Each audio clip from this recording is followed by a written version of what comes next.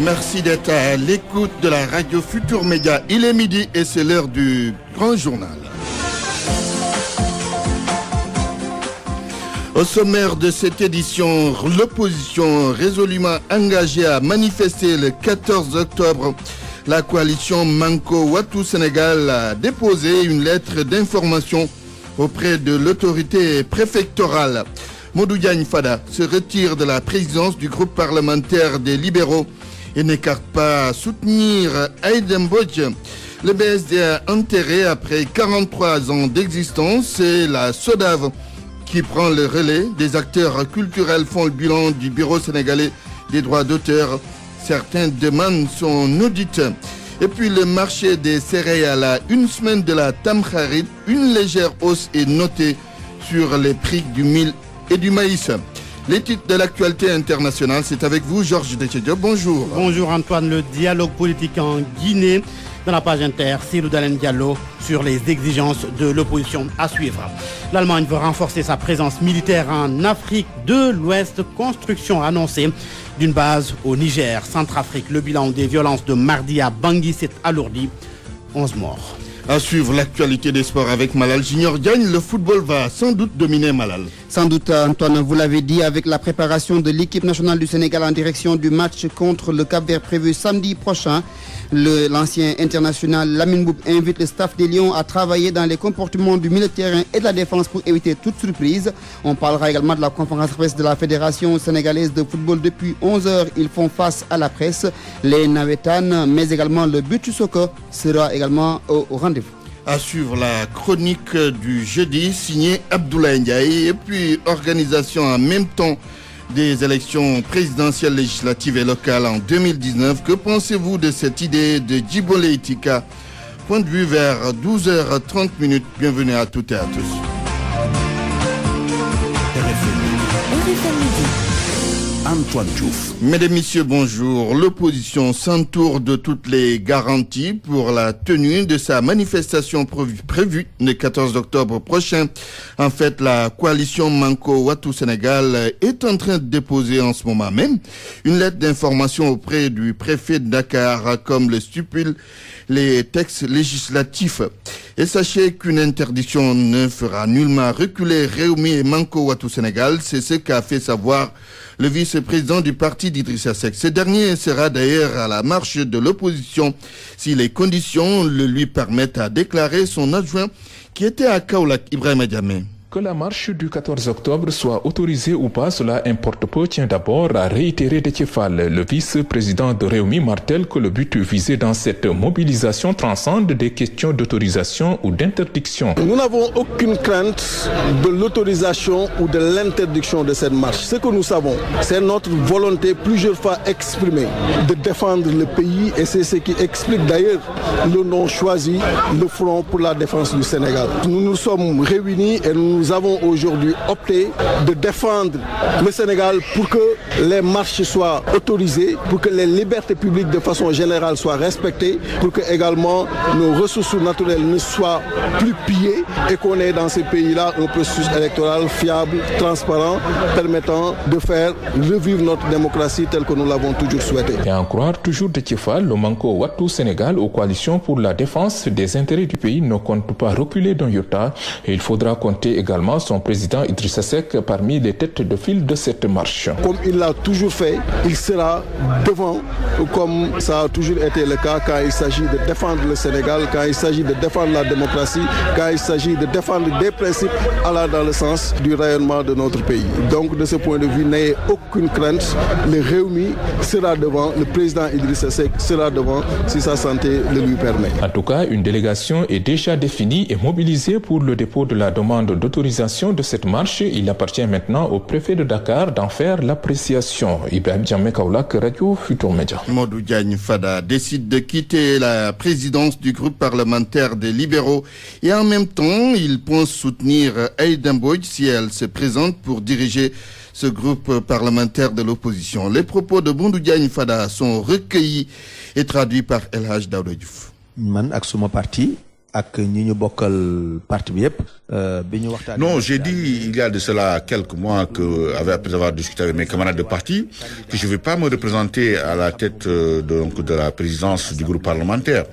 Nous étions au Parti démocratique sénégalais qui nous avait donné donc un mandat à l'Assemblée nationale. On a évoqué des problèmes au sein du Parti démocratique sénégalais, notamment la réforme. Certains n'avaient pas compris cela. On a été l'objet en tout cas d'insultes, d'invectives. Mais on a voulu quand même qu'il y ait des réformes. On nous a même dégradé au sein du Parti démocratique sénégalais. Cela ne nous dérange pas. Mais quand on a voulu nous chasser donc de la tête du groupe parlementaire, on s'est levé, on s'est battu contre l'arbitraire. Ils sont ligués avec des députés de Réumi pour nous combattre, mais ils n'ont pas réussi. Nous avons en tout cas résisté, nous sommes battus, nous avons eu gain de cause. Aujourd'hui donc, je vois plus donc l'utilité donc de rester à la tête de la présidence. Et donc on a gagné. Quant à la candidature de Aïda Mbodj, ma sœur Aïda Mbodj, je ne vois pas d'inconvénient. Cela ne me dérange pas. Je n'ai aucun problème avec Aïda Mbodj pour qu'elle soit donc élue à la tête de la présidence du groupe parlementaire. Je n'ai aucun problème personnel avec ma sœur Aïda Mbodj. Ça dit que am ben problème pour que présidente Aïda Mbodj nek présidente du groupe parlementaire. Doon lool moy débat bi. Modou Diagne Fada, président du parti Les Démocrates Réformateurs Yessal, sera l'invité de l'émission Yonwi à 15h30 sur RFM. Assemblée nationale, le poste de député de Maître Ousmane Ngom toujours vacant. La situation dure depuis au moins 6 mois. Alioune Sow, annoncé comme remplaçant, précise ne pas en faire une affaire personnelle. Son souci, c'est de faire en sorte que le flou juridique qui entoure la question de la démission soit réglé par le Conseil constitutionnel. Alioune Sow d'abord sur Manko Wattu Sénégal. Pourquoi il n'est pas membre de cette coalition de l'opposition dans laquelle siège l'ancien Premier ministre Abdoul Mbaye? Sa réponse dans RFM Matin. Je relis encore la déclaration de politique générale du Premier ministre Abdoul Mbaye qui nous a fait passer pour des vaillots, pour des pillards, pour des incompétents. Et pourtant, ce qu'il dénonce aujourd'hui, mais l'essentiel de ces textes-là ont été consignés par lui-même. Pourquoi n'avait-il pas refusé en son temps? Pourquoi n'avait-il pas démissionné? Moi, je n'aime pas entrer dans des contentieux personnels qu'on maquille à travers des considérations patriotiques au général. D'abord, une partie de ces accords a été signée sous notre régime et approuvée par notre régime. Alors, autre chose, le poste de député vacant laissé par Maître Ousmane Ngom. Quelles sont les vérités de Alioune Sow sur ce sujet? Moi, la décision du Conseil constitutionnel, franchement parler, quelle qu'en soit la nature ou l'orientation, j'applaudis de main. Parce qu'il ne s'agit pas de dire que c'est Alioune Sow ou c'est pas Alioune Sow, mais il s'agit de dire qu'est-ce qu'il faut comprendre à travers ces dispositions de la Constitution. Qu'est-ce qu'il faut améliorer? Franchement parler, en dehors de la dimension symbolique, moi je ne suis pas un chômeur, j'ai mon job qui me fait gagner honnêtement ma vie. Ma résistance face à la pression, à la clameur et au jugement a permis aujourd'hui au Sénégal de pouvoir avoir l'opportunité d'une jurisprudence à la matière. Démission après installation, on peut s'attendre à ce scénario? Démission après installation, c'est possible. Au cas où le Conseil constitutionnel décide de mon installation, il peut aussi décider du contraire. Hein? S'il est saisi, bien entendu, c'est une possibilité. Il est aussi possible que je aille là-bas et que je renonce au salaire de député en gardant mon salaire de professeur d'université pour faire une leçon aux hommes politiques. Je peux le montrer également. Au moins, on en est arrivé à une évolution positive sur le plan juridique. Et par conséquent, je vous dis au revoir, prenez votre poste. Mais au moins, ça fait 7 mois quand même ou plus que ce poste est vacant. C'est la première fois dans l'histoire du Sénégal qu'on a une Assemblée nationale dont la composition n'est pas complète. Alioune Sow était interrogé par Georges Déthié Diop. Il n'y a pas de déballage dans ce que Maître Ousmane Ngom a dit.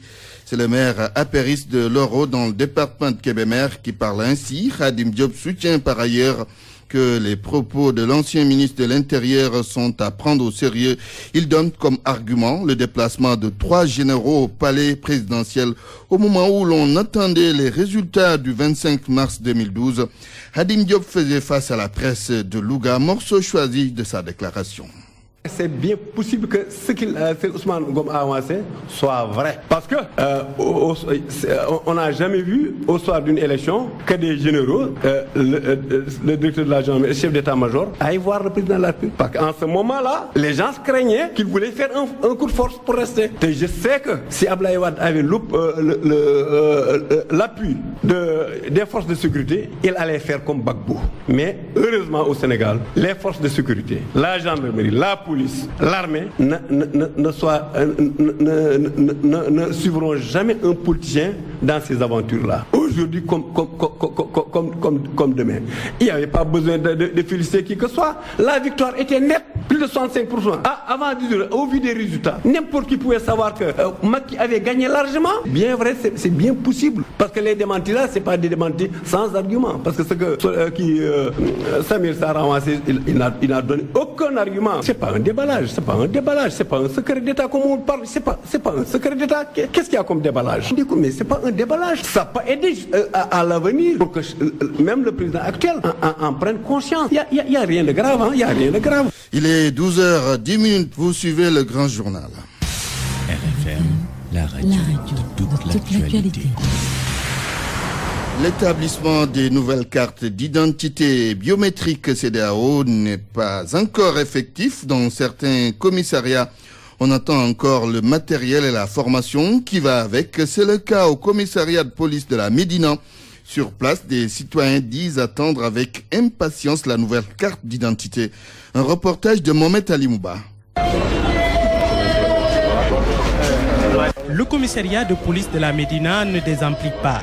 Des files se sont formés devant des bureaux et ça progresse au compte-gouttes. Documents en main, Madame Dimingar rebrousse chemin. Ce n'est pas jour de chance pour elle. Il s'agit ici plutôt de légalisation. L'établissement des cartes d'identité biométriques, c'est pour un autre jour. C'est pas encore effectif ici. Avec le temps, ça ira. On n'a pas encore fixé le jour ou bien la date pour les cartes d'identité. Mansour Sek, la vingtaine, a par devers lui sa carte d'identité. Mais problème, elle expire dans quelques mois. Les cartes d'identité biométriques CEDEAO, une chance inespérée et pour lui et pour sa femme. Bien sûr, j'attends les commissions, je ne sais pas c'est où. Sinon, je vais en chercher, moi avec ma femme. Oui. Pour tout le monde? Oui, pour tout le monde, oui. C'est parce que votre carte d'identité a expiré ou bien? Oui, il a expiré depuis, donc. Seulement, malgré cet enthousiasme, l'information semble ne pas être bien véhiculée. Chez certains, c'est à peine si on a eu vent du prochain. Non, j'ai pas encore plus d'informations pour ça, pour savoir où sont les lieux ou bien les localités ou bien les structures où je devais déposer pour en avoir. Le commissariat de police de l'arrondissement de la Médina devrait abriter une commission d'établissement des cartes d'identité CEDEAO dans les prochains jours. Les populations pourront bénéficier d'une carte d'identité et d'une carte électeur gratuitement pour un délai de 6 mois. C'est dans le cadre de la refonte du fichier électoral. Les réseaux sociaux au service de la bonne cause, la preuve, les appels aux dons de sang trouvent écho favorable, surtout pour les cas urgents. Cela s'est passé avec un enfant de 4 ans récemment qui avait besoin de poches de sang groupe O. Les appels aux dons de sang sur les réseaux sociaux vus par un professeur de médecine et une blogueuse. Suivons tout cela avec Awambaye. Diarra Kane est une blogueuse très active sur Facebook. Sur son mur, elle publie souvent des messages d'appel aux dons de sang pour des cas urgents. Elle explique l'origine de ces messages. C'est souvent des gens qui nous contactent pour nous dire que c'est des personnes qui nous ont mis en rapport pour qu'on les aide un peu sur la communication. Parfois, c'est pas des appels. On voit juste des partages des gens qui ont partagé des infos par rapport à des appels et nous on partage. Et cette forme de mobilisation est très active, constate Mam Diarra. Souvent, on a des feedbacks des gens qui nous disent que voilà, merci, on a reçu le nombre de poches qu'on avait besoin ou bien plus même. Le directeur du centre de transfusion sanguine, professeur Salih Diop, lui aussi pense que les réseaux sociaux comme Facebook les aident beaucoup à mobiliser des donneurs jeunes. En 2016, nous ne pouvons pas nous passer de ces outils de communication. Au Sénégal, quand même, plus de 80% de nos donneurs sont entre 18 et 35 ans et donc sont très connectés. Mais professeur Salih Diop tient à relever quelques inconvénients liés à la diffusion de ces messages d'alerte. Le premier inconvénient que je trouve, c'est que c'est des informations souvent qui sont médicales, techniques, et donc qui doivent être des informations vraies. Il faut aussi veiller à ce que les données personnelles, donc des patients, soient protégées, ce qui n'est pas souvent le cas malheureusement. Il y a aussi que le degré d'urgence n'est pas souvent perçu de la même façon entre nous spécialistes et la personne en tout cas qui a besoin que son parent soit transfusé. Je pense que c'est des outils qui doivent être utilisés mais en collaboration étroite avec les spécialistes. La mobilisation de donneurs de sang sur Facebook reste toujours une bonne chose, mais les messages doivent être encadrés et adaptés à la plateforme. Awambaye, voyons ce qui se passe sur le marché des céréales à une semaine de la Tamkharit. L'on constate qu'il y a une légère hausse sur le prix du mil. Le maïs aussi coûte un peu cher. C'est du fait de la rupture dans l'approvisionnement du marché. Le reportage de Sornana Tambaye. À cette heure, le marché Ngalaou de Grand Dakar est moins animé que d'habitude. Les légumes, le poisson et la viande intéressent plus. Le mil et le maïs ne trouvent pas encore beaucoup d'acheteurs et leurs prix ont connu une hausse. Le mil est à 350 francs le kilo et le maïs est à 300. 300, 250. Deux céréales nécessaires à la préparation du couscous de la Tamkharit. Madiké, un autre vendeur, confirme la cherté des produits. Moi, je vends le mil à 300 francs le kilo. Le maïs brut, lui, est vendu à 300 le kilo et celui décortiqué à 400 francs. Le prix du maïs est monté en flèche. La petite quantité de sacs de mil dans le magasin de Pape témoigne de la rareté de la céréale.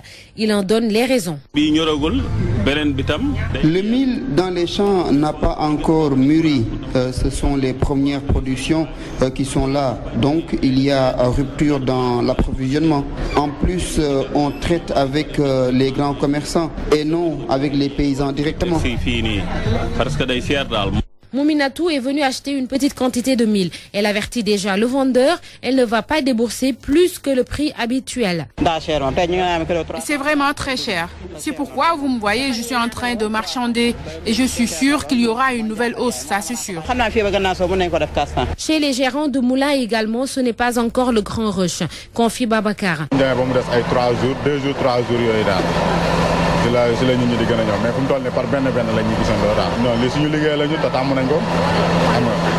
Vendeurs et clients sont habitués aux courses de dernière minute. La Tamkharit, c'est dans quelques jours et on promet qu'il n'y aura pas de nouvelles hausses.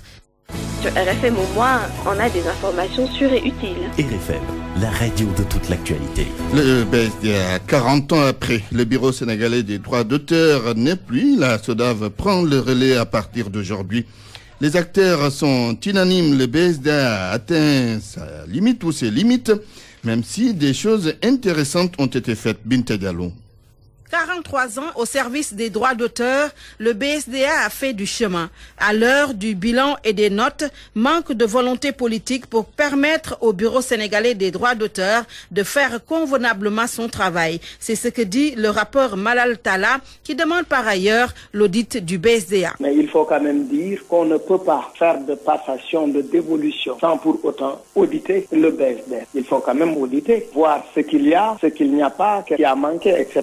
Il faut que ça soit très transparent. Venir tout de suite nous dire oui, on passe, on fait la passation, c'est très simple. Je pense que quand même, quand on parle de transparence, quand on parle de rupture, quand on parle de bénéfices pour les artistes, de mieux-être pour les artistes, il faut commencer par auditer le BSDA. Pour Yoro Ndiaye, un autre artiste et musicien, les choses n'ont pas été très claires au niveau du BSDA. Il ne prenait pas en charge les droits voisins, donc il était temps vraiment qu'on le change et qu'on le remplace par la SODAV. Donc il y avait beaucoup de choses pas claires dans la distribution.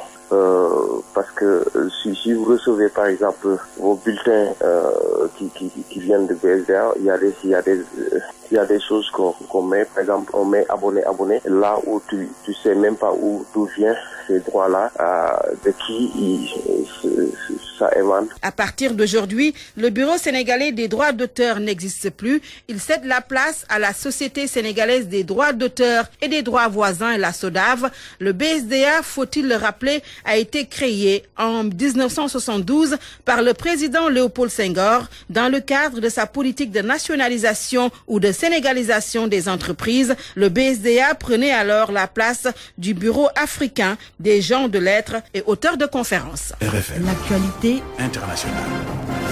Le dialogue politique en Guinée, les travaux ont repris hier, Georges, après la suspension vendredi dernier. Reprise sur fond de mésentente autour de plusieurs points. Et sur ces questions, nous avons saisi le leader de l'opposition guinéenne, le patron de l'UFDG, Cellou Dalein Diallo, joint à Conakry. Eh bien, il s'attend à un consensus. Les discussions, selon lui, avancent à pas de géant. Il y a la question du fichier électoral comportait beaucoup d'incohérences. On a décidé de corriger ça et donc on va procéder à une audit de ce fichier et un cabinet va être recruté et qui va formuler des recommandations pour permettre à la Guinée de disposer d'un fichier biométrique et qui reflète vraiment l'état du corps électoral tel qu'il existe. On a abordé donc la question de la CENI. Avec cette CENI, l'ensemble des missions d'observation électorale, notamment celle de l'Union européenne, de l'India, recommandé que cette CENI soit changée parce qu'elle n'a pas les compétences et puis elle est partisane, c'est connu, c'est établi. Donc là aussi, nous sommes en train d'en discuter. Il y a les élections locales qui devraient être organisées depuis 2011 qui n'ont pas été. Là, nous sommes en train de discuter là-dessus. Donc il n'y a pas encore de blocage, il y a des difficultés. Mais je pense qu'on pourrait peut-être arriver à un consensus dans les jours qui viennent. Ou alors, ce serait dommage, naturellement, mettre fin au dialogue sans qu'un consensus soit trouvé sur les questions essentielles. Mais déjà, comme je l'ai dit, il y a un consensus sur un certain nombre de questions. Il reste les élections locales et la CENI, essentiellement. Il y a bien entendu l'indemnisation des victimes de violences politiques. Avec l'opposition a perdu plus de 70 de ses militants qui ont été tués à bout portant. Le gouvernement s'était engagé à ouvrir des enquêtes, il ne l'a pas fait. Il s'était engagé à indemniser les familles des victimes et des commerçants dont les boutiques avaient été vandalisées à raison de leur appartenance supposée à l'opposition. Il y a toutes ces questions qui restent. C'est Lô Dalen Diallo, leader de l'opposition guinéenne, patron de l'UFDG. En Guinée, toujours, 2 officiers, dont un Français, sont morts dans le crash d'un avion militaire, crash survenu lors d'un exercice. L'avion s'est écrasé sur la piste de la base militaire de l'armée de l'air, située non loin de l'aéroport international de Conakry.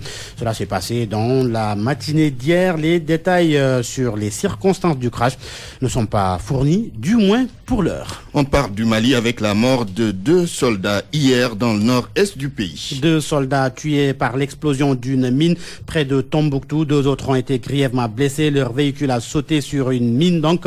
Et pendant ce temps, l'on fait état de la construction prochaine par l'Allemagne d'une base militaire au Niger.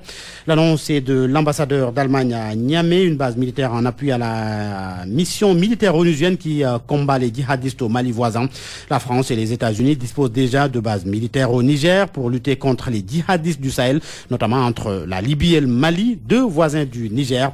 Ils ont déployé des drones à Niamey et à Agadez pour surveiller les mouvements des djihadistes. Au Kenya, nouvelle attaque des Shebab à Madera dans le nord du pays. Il y a eu 6 morts. Un commando d'une vingtaine d'hommes armés donc a fait exploser la nuit dernière le portail d'entrée d'une parcelle comprenant plusieurs maisons, abritant une vingtaine d'employés d'une entreprise de construction. En Centrafrique, le bilan des violences de mardi s'est alourdi. Une dizaine de morts, Antoine, à Bangui après l'assassinat d'un officier de l'armée, Daouda Diouf. Selon un bilan établi par la MINUSCA, on parle de 11 morts, 14 disparus et 14 blessés. Il faut dire que c'est l'assassinat mardi dernier du commandant Marcel Mombeka par des groupes d'autodéfense dans le quartier musulman du PK5 qui avait provoqué une flambée de violence à Bangui. La force des Nations Unies s'était interposée. La situation est maintenant calme et la MINUSCA et les autorités locales demandent à la population de ne pas répondre à la violence par la violence. La prise du pouvoir par la rébellion Seleka, dominante musulmane en 2013, après le renversement de l'ex-président Bozizé, a précipité la Centrafrique dans le chaos avec des tueries intercommunautaires. Une contre-offensive de la milice anti-Balaka, majoritairement chrétienne, a entraîné de nouvelles exactions contre la communauté musulmane. Le conflit a fait des milliers de morts et des centaines de milliers de déplacés. L'intervention de l'opération française dénommée Sangaris, puis de la MINUSCA, a ensuite stabilisé la situation et a permis dans un calme relatif l'élection du président Faustin Archange Touadéra. Antoine, pour terminer, Antonio Gutiérrez parti pour être secrétaire général de l'ONU. Et pour cause, l'on agite une photo qui fait la une sur la toile. Antonio Gutiérrez a réussi à mettre ensemble les 15 membres du Conseil de sécurité de l'ONU sur, tenez-vous bien, une même photo et ça promet. Georges Detchediop, merci. Parole aux auditeurs. L'actualité, qu'en pensez-vous? Moi, je pense que vous devez. Réagissez dans nos éditions d'information sur l'actualité. Bonjour. Oui, bienvenue sur cette antenne d'RFM. Du lundi au vendredi, vous avez la parole sur RFM. Point de vue sur le couplage des élections présidentielles, législatives et locales en 2019, c'est une proposition de Djibo Leïtika. On va en parler aux alentours de 12h30. RFM Sport. Bonjour Malal Junior Diagne. Bonjour Antoine. Le football, le Sénégal travaille sa base arrière, comme vous dites, avant le choc contre le Cap-Vert. Contre le Cap-Vert, il faut travailler le milieu de terrain et la défense. C'est le point de vue de Lamine Mboup qui estime que les Lions du Sénégal n'ont pas rencontré depuis le début des éliminatoires de la Coupe d'Afrique 2017 une équipe aussi pointue et aussi complète que celle du Cap-Vert. Pour Lamine Mboup, les séances d'entraînement à huis clos doivent servir à cela pour renforcer la base arrière afin d'éviter toute surprise. Lamine Mboup avec RFM.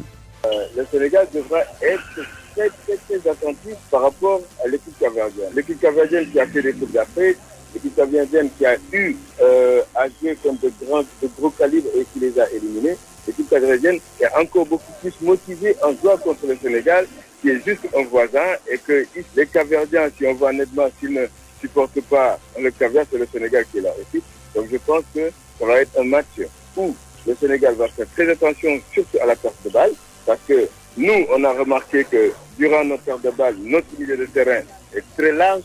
Les équipes adverses arrivent à se mettre face à notre défense. Donc ce qui fait qu'aujourd'hui, il va falloir travailler sur cette récupération de ballons et sur les deux lignes défensives pour empêcher les Capverdiens, parce que le Sénégal n'a jamais été heurté durant les éliminatoires de la CAN, parce qu'on n'a pas eu des attaquants véloces, on n'a pas eu des attaquants aussi techniques que du Cap-Vert. Donc je pense qu'il va falloir faire attention dans ce sens. Maintenant, nous sommes à la maison, nous devons de gagner ce match impérativement. Et je pense que c'est pour ça Aliou a voulu faire un peu de... Comment je veux dire encore, a voulu juste prendre ses jours à lui-même, travailler dans ce sens pour que eux tous ils comprennent exactement, pour qu'ils soient beaucoup plus concentrés, parce qu'ils savent que le Cap-Vert, c'est pas un petit monde. Un autre ancien membre du staff technique de l'équipe nationale qui parle des séances à huis clos, c'est donc Boubacar Gadiaga, adjoint de Alain Giresse. Il estime qu'Aliou Cissé a bien fait d'avoir pris cette décision afin de bien préparer son équipe, puisque le match contre le Cap-Vert samedi prochain ne sera pas une partie de plaisir. Boubacar Gadiaga que nous écoutons.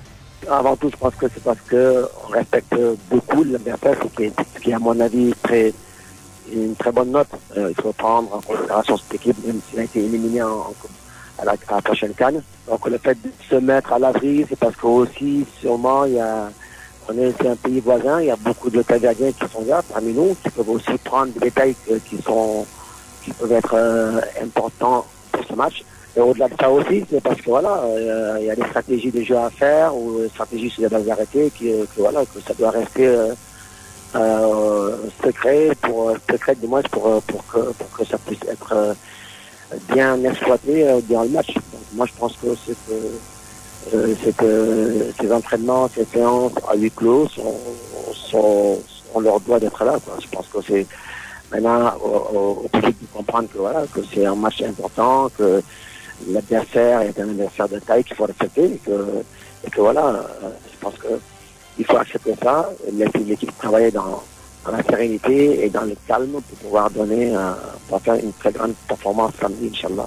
La Fédération sénégalaise de football rencontre la presse depuis 10h30 ce matin dans le salon d'honneur du stade Léopold Sédar Senghor. À l'ordre du jour, la préparation de ce match de samedi prochain. Match que les auditeurs pourront suivre en direct sur la RFM. Prise d'antenne 19h, Antoine. Le beach soccer et les Nawetan pour boucler cette page des sports. Le football de plage avec la 10e journée du championnat national, avec au programme cet après-midi 2 rencontres. Ngor contre Vision Sport. HLM joue contre Rio Foot Academy. Le Nawetan à Joal pour le compte de la zone 9 de l'ODCAV de Mbour. Au programme au stade François Bopp. À 15h, Dego joue contre Djoko. 17h, Ngolna contre Cité Lycée.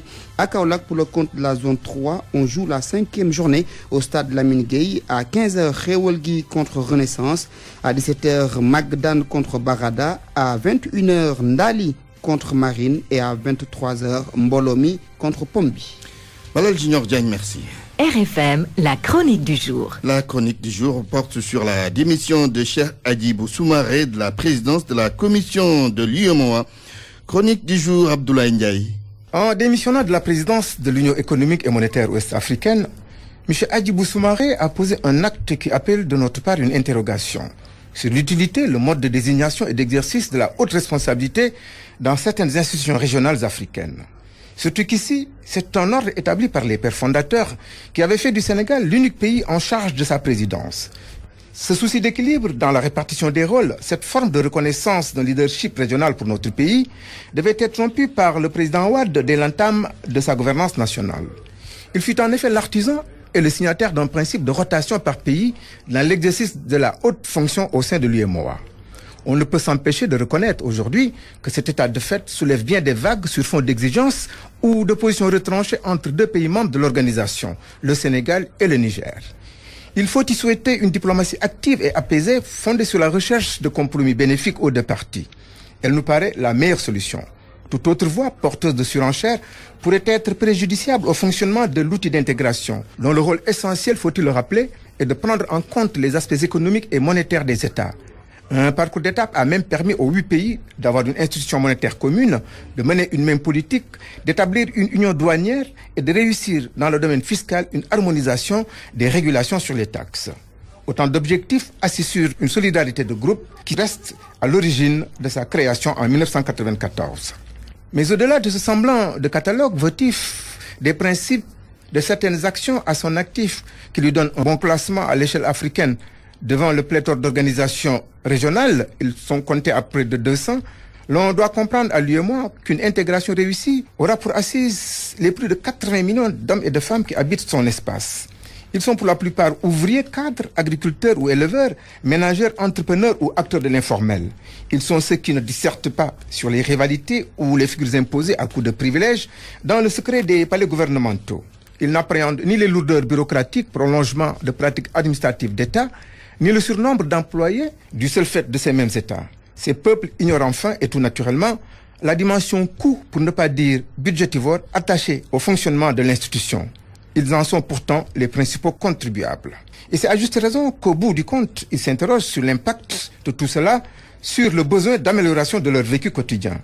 La réponse paraîtra simple. Ici, on déroule des programmes d'action axés sur les gouvernements et non sur les peuples communautaires. Il s'agit là d'un modèle d'intégration occupé à régler des conflits d'intérêts entre États, oubliant par moments la mission de construire des économies régionales solides. Ces économies qui passent par la réalisation d'infrastructures suffisantes, garantissant une circulation des biens et des personnes. Des infrastructures qui, aux frontières des États, ne seront pas des lieux de tracasserie ou de raquettes à l'endroit des ressortissants de l'espace. Ainsi pourrait émerger à notre avis une nouvelle citoyenneté communautaire déterminante pour parachever l'intégration. Elle sera synonyme d'appropriation par les populations de l'idée et de la pratique du modèle. Faut-il rappeler que dans l'histoire, les peuples-nations ont souvent précédé les États et qu'aux États, ils ont toujours su imposer leur volonté. C'est dire que Sénégalais, Nigériens, Ivoiriens et autres, dans une concaténation absolue, se sentiront soumis aux règles de l'entité régionale commune. Nous serons loin de toute forme de rivalité ou de préséance dans le but d'imposer un leadership ou toute forme de marchandage et d'arrangement entre États pour tirer de son côté la fonction suprême vers son candidat. Le choix par la compétence et les qualités du prétendant seraient les seuls critères retenus.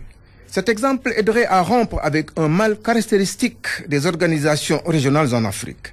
Les problèmes internes aux aspects résiduels qui minent leur fonctionnement, précipitent leur échec ou les installent dans une léthargie. Il serait temps, si nous voulons réussir les intégrations, que derrière les idées généreuses de solidarité bien formulées dans nos grands ensembles, n'émergent plus les États ou des personnels gouvernants reclus dans des attributs de pouvoir et qui n'ont comme obsession que la sauvegarde de leurs emblèmes nationaux et la géographie de leurs États. Ils choisissent ainsi d'être en porte-à-faux avec toute nécessité de construire de grands ensembles qui obligeraient à abandonner une partie de sa souveraineté à une institution supranationale. Cette dernière étape consolidée nous rapprocherait du vieux rêve panafricain, celui qui, dans l'esprit de certains, renvoyait il y a longtemps à une réalité des cercles concentriques et qui se décline aujourd'hui en agenda continental, à savoir supprimer les barrières douanières à l'échelle des sous-régions en 2017, réussir leur suppression sur l'ensemble du continent en 2023 et passer à l'horizon 2027 à la création d'une monnaie commune africaine. C'est là un défi que peuples et dirigeants auront à relever pour le devenir d'un futur africain. RFM, la presse du jour. Bonjour Mohamed Ali Mouba. Bonjour. Rentrée des classes, rentrée à double flux. Hier donc, compromis par le ministère de l'Éducation nationale, les potaches ont repris le chemin de l'école. Mais aux yeux de l'AS, le concept Ubite Yangte a été plombé par les parents d'élèves. En clair, les classes étaient presque vides. Les parents n'ont pas inscrit leurs enfants à temps au centre d'enseignement moyen. Le CM Adama Diallo de Sikap Karak, la principale de l'établissement, demande aux parents de faire inscrire les apprenants à temps. Ubite Yangte à l'épreuve de la dure réalité, soupire en une le populaire. En dents de scie à Dakar où les élèves se sont fait désirer.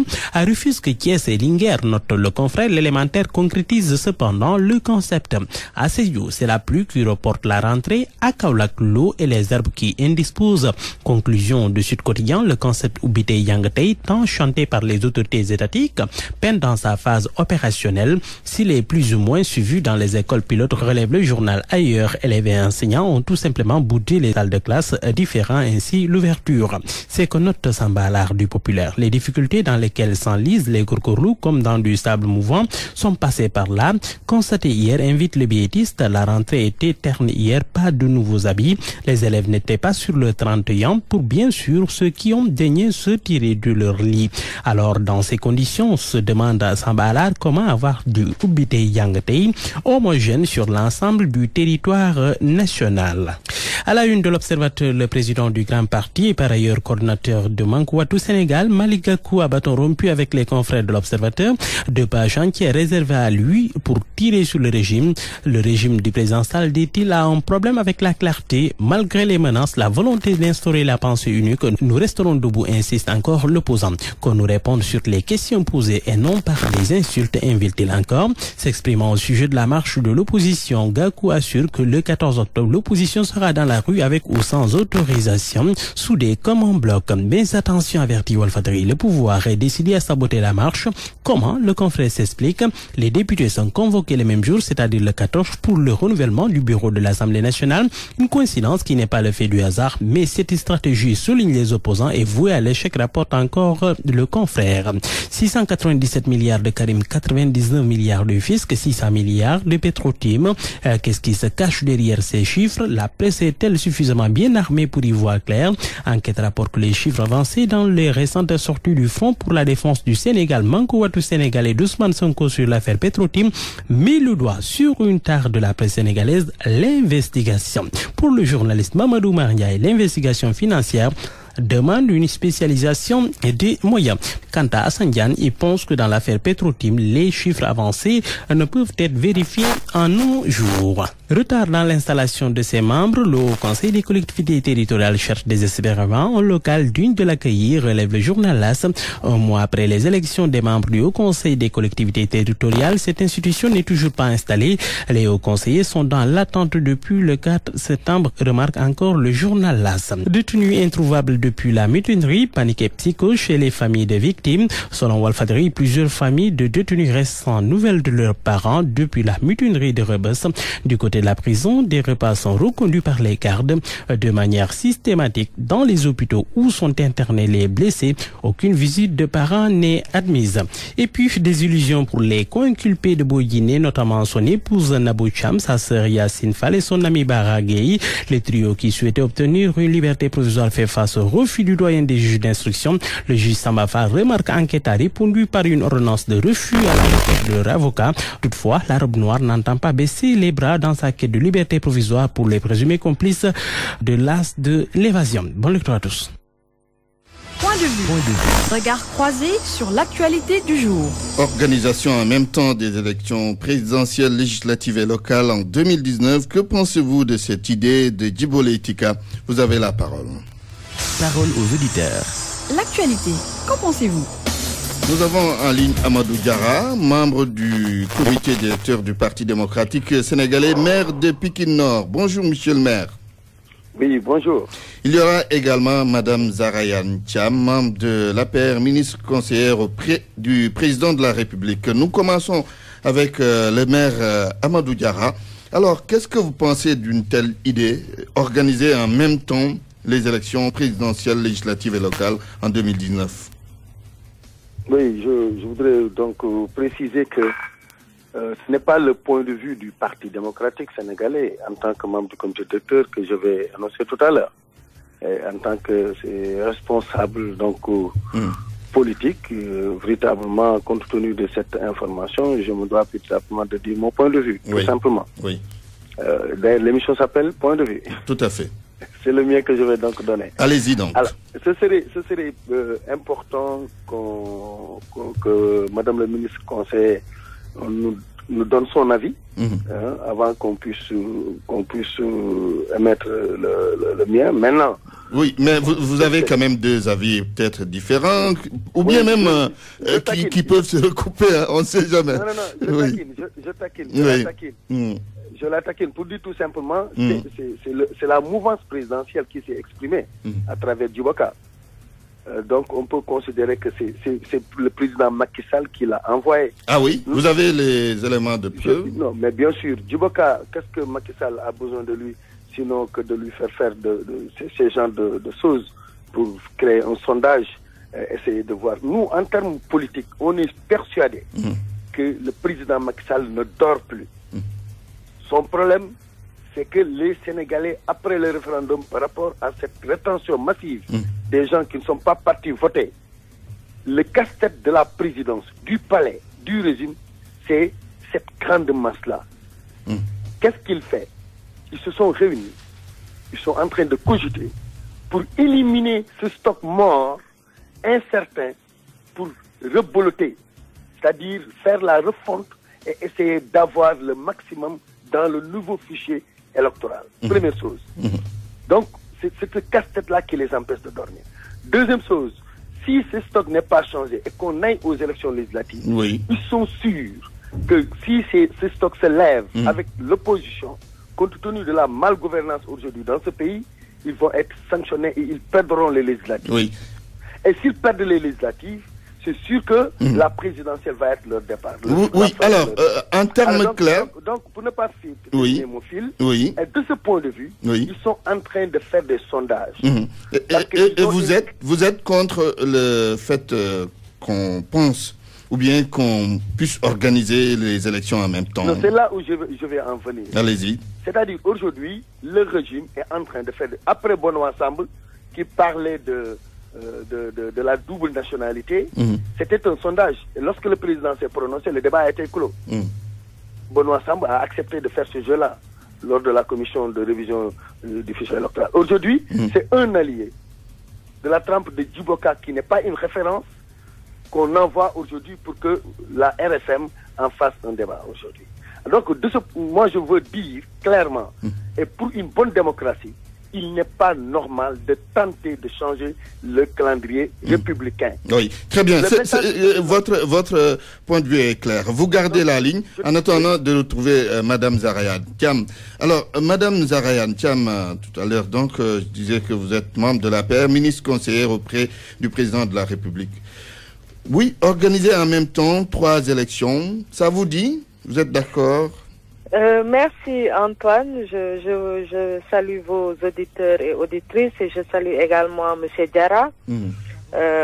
Il a bien fait de préciser qu'il parlait à son nom propre, tout comme moi d'ailleurs, qui donne un avis personnel en tant qu'acteur politique. Je pense de la même manière que vous nous concédiez cela, nous pouvons également concéder que M. Djiboka, secrétaire général de l'URD, puisse donner un avis qui lui est propre. Absolument. Et qui ne pourrait en rien engager la coalition Benno Bokk Yakaar dont je suis membre, ni ou l'APR dont je suis membre. Puisque dans aucune de ces instances, je n'ai eu à participer à un débat autour de cette question. Maintenant, j'estime que c'est une opinion qui est légitime, puisque venant d'une formation politique souveraine, mon avis sur ce qu'il propose est à 2 niveaux. Le premier niveau, c'est que je pense qu'il y a des instances qui sont habilitées, ou au point de vue technique, notamment la DGE, pour voir la faisabilité technique d'une telle proposition, et une instance politique à l'image de la commission technique de revue du code électoral ou sur des questions qui ont des incidences politiques ou éminemment politiques, les acteurs politiques et la société civile donnent des avis et trouvent des consensus forts. Oui. Et si c'était... Maintenant, mon point de vue, c'est qu'une loi n'a de sens que s'il y a un moment où la loi va dans le sens contraire de ses principes ou de son point de vue, qu'elle soit appliquée. Et je suis foncièrement républicaine et pour le respect du calendrier républicain. Oui. En d'autres termes, organiser les élections telles que c'est prévu actuellement. Personnellement, je pense qu'il faut respecter le calendrier républicain, tenir des élections à date échue. Parce que c'est ce sur quoi nous sommes d'accord. Nous sommes d'accord pour le respect des textes. Maintenant, si tant est qu'il puisse y avoir des améliorations, parce que dans la vie, tout est dynamique, il y a des instances habilitées à le faire. Très bien. Pour le moment, nous n'en avons pas discuté. Je ne reviens pas sur ça. Pour terminer, je voudrais dire à M. Diarra et au front de l'opposition qui veulent se faire sur du flou, que ce soit perdre des législatives ou une présidentielle, pour le moment, nous gagnons toutes les élections. Et c'est ce qui nous intéresse. Très bien. On revient à vous tout à l'heure, Madame le ministre. Amadou Diarra, Djibo Leyti Ka a dit, si on regroupe ces élections, cela participerait à simplifier, voire moderniser la question électorale. C'est pas un argument acceptable? Allô? Je dis, Djibo Leyti Ka a dit, si on regroupe toutes ces élections, cela participerait à simplifier, voire à moderniser la question électorale. Est-ce que cet argument n'est pas acceptable? Non, ce n'est même pas un argument. Excusez-moi, Antoine. Vous connaissez, il y a beaucoup d'institutions électives qui sont dans ce pays-là. La présidence, l'Assemblée nationale, le Haut Conseil des collectivités territoriales qui va être installé, les collectivités locales, départements et communes du Sénégal. Ça veut dire, tout simplement, il n'y a pas une harmonisation des dates d'élection. Donc, on ne peut pas regrouper l'ensemble des élections. Ça n'existe pas, ça n'existe nulle part dans le monde. Il y a des mandats, il y a des institutions, et ces mandats et ces institutions-là sont totalement différents. Il faut les respecter. C'est ce qu'on dit, respect du calendrier électoral. Que chacun le chasse. Les règles de jeu établies ne sont pas changeables au cours des choses. L'UMOA, l'international, tout le monde est d'accord dans ce sens-là. Maintenant, heureusement que Madame le ministre Conseil a précisé que pour le moment, il gagne des élections. Oui. Ok. Elle est d'accord pour le respect du calendrier républicain. Elle est d'accord. Donc, vous voyez bien que vous avez le même point de vue sur la question. Oui, sur la question, c'est Djiboka. Oui. C'est Djiboka. Moi, peut-être elle n'est pas informée. Mais moi, je peux vous dire... Elle est quand même ministre conseillère, hein? Oui, nous connaissons. Est-ce que je suis pas... Non, c'est une amie, je la respecte beaucoup, je respecte son père. Mais je dis tout simplement que nous sommes très vaccinés par rapport au système politique de gouvernance. Nous savons que cela hante le président de la République. Je vais vous dire une confidence. Aujourd'hui, ce qui empêche de dormir le régime, c'est est-ce que Karim Wade sera candidat à député? Ce sera l'occasion de voir est-ce que les magistrats commandos vont débouter Karim Wade, rejeter sa candidature aux législatives. Et si c'est accepté aux législatives, ça va être accepté à la présidentielle. Et si c'est rejeté aux législatives, normalement, ça va être rejeté à la présidentielle. Ça devrait donc être un test. Pour éviter ce test-là, le régime intelligemment veut mettre tout le monde en surprise devant le fait accompli pour que en une seule élection qu'on déboute Karim Wade et mette les gens devant le fait accompli. Très bien. C'est ça la véritable stratégie fine du pouvoir. C'est pourquoi ils ne veulent pas que les législatives se tiennent antécédemment à la présidentielle. Très bien, donc merci. C'est un calcul politique parce qu'il y a des magistrats qui sont là dont le régime est sûr qu'ils sont sur commande.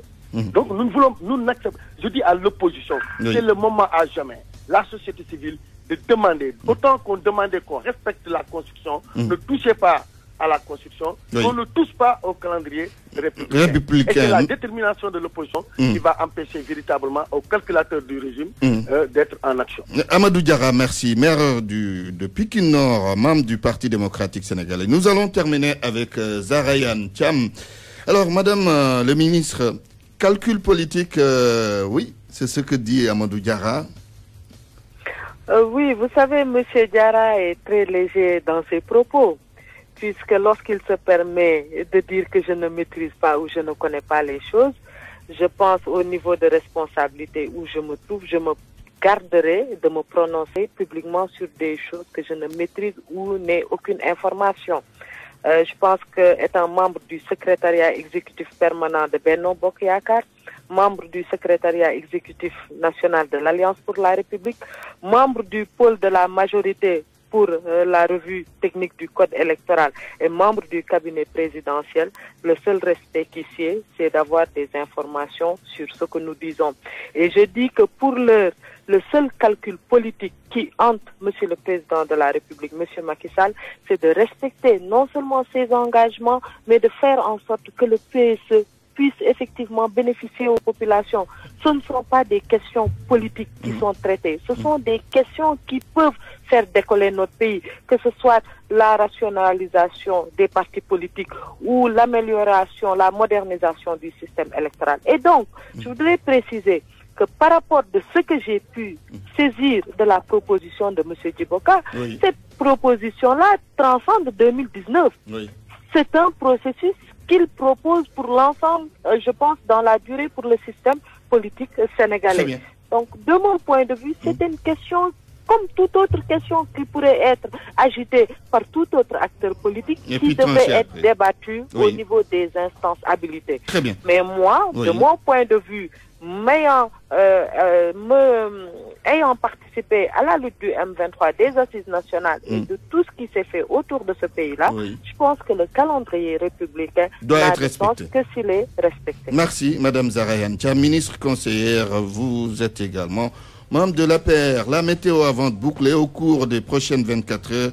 Le ciel restera ensoleillé à parsemé de nuages au courant de la journée. Cependant, en début de soirée, allant vers la nuit, des possibilités de pluie pourraient être notées sur l'extrême sud du pays. Au-delà de cette échéance, une stabilité sera notée sur une bonne partie du territoire. Voici le rappel des titres. L'opposition résolument engagée à manifester le 14 octobre, la coalition Manko Wattu Sénégal dépose une lettre d'information auprès de l'autorité préfectorale. Modou Diagne Fada se retire de la présidence du groupe parlementaire des libéraux et n'écarte pas soutenir Aïda Mbodj. Le BSDA enterré après 43 ans d'existence, c'est la SODAV qui prend le relais. Des acteurs culturels font le bilan du Bureau sénégalais des droits d'auteur. Certains demandent son audit. Journal présenté par Antoine Diouf à la technique, à l'UDIAC, réalisation El Haj Daouda Diouf. Papoumar Diaw était à la régie. 13h, devant ce micro, Sornana Nangonengom pour la grande édition en Wolof. Tout de suite, c'est Dialgati Hibar. Excellent après-midi à toutes et à tous.